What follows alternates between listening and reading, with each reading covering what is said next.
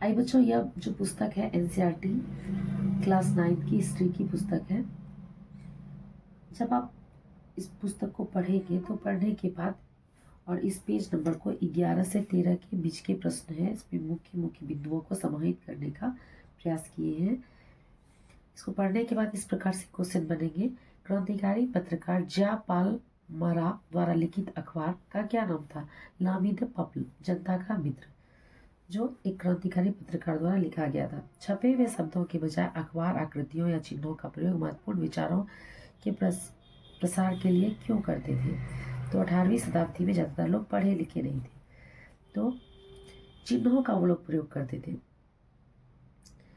क्योंकि वो लोग पढ़े लिखे नहीं थे तो चिन्हों का प्रयोग करके लोगों को जागरूक करते थे। देखिए इस प्रकार से है,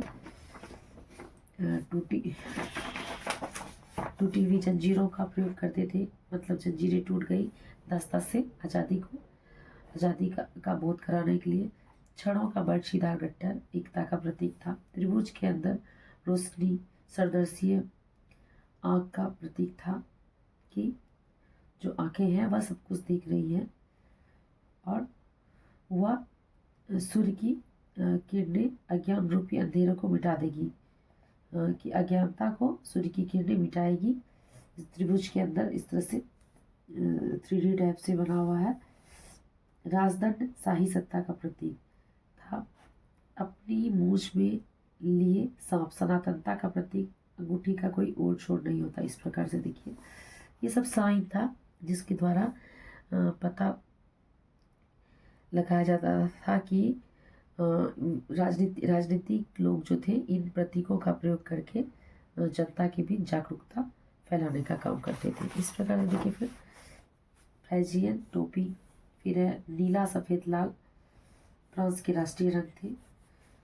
डैनो वाली स्त्री, कानून का मानवीय रूप, विधिपट, ये सब जो है इस प्रकार से। अब है राजनीतिक प्रतीक कौन कौन थे, तो यही है टूटी हुई जंजीर, छड़ों का बर्छीदार गट्ठर, त्रिभुज के अंदर रोशनी बिखेरती आँख, राजदंड, अपनी पूछ मुंह में लिए सांप सनातनता का प्रतीक था, लाल फ्राइजियन टोपी, दासों द्वारा स्वतंत्र होने के बाद पहनी जाने वाली टोपी। फ्रांस का राष्ट्रीय रंग क्या था? नीला, सफ़ेद और लाल। टैनो वाली स्त्री फ्रांस में किसका प्रतीक थी?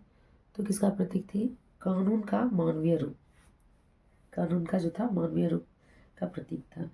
लुई 16वां की गुप्त वार्ता किस शासक से चल रही थी? तो प्रसा के राजा के साथ लुई 16वां की गुप्त वार्ता चल रही थी कि हमारे यहाँ इस तरह से विद्रोह हो रहा है और जो है कि यह विद्रोह जो है आपके यहाँ भी इस तरह का विद्रोह फैल सकता है। सभी भयभीत थे, तो वो लोग प्रसा के राजा और लुई 16वां के बीच वार्ता चल रही थी और इस विद्रोह को खत्म करने के लिए वो लोग आपस में वार्ता कर रहे थे। जो तृतीय स्टेट्स के लोगों ने विद्रोह किया था, नेशनल असेंबली की मांग की थी। अब अगली वीडियो में दूसरे पृष्ठ के प्रश्नों को बनाने का प्रयास करें।